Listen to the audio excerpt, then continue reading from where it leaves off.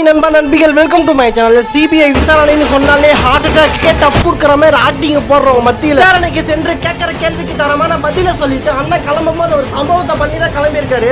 தமிழ்நாட்டின் தேர்தல் நாளை அறிவித்துட்டாங்க. அண்ணன் இதுக்கப்புறம் எங்க வேணா பிரச்சாரத்துக்கு போகலாம். முதல் பிரச்சாரமே டெல்லி சிபிஐ ஆபீஸ் முன்னாடி ஆரம்பிச்சிருக்காரு. எந்த அழுத்தத்துக்கும் அடி பண்ணிடுற ஆளு நாங்க கிடையாதுன்னு அவங்க செவிலியே விசில ஊதி அண்ணன் நிரூபிச்சுட்டு வந்திருக்காரு அவங்க இடத்துலயே.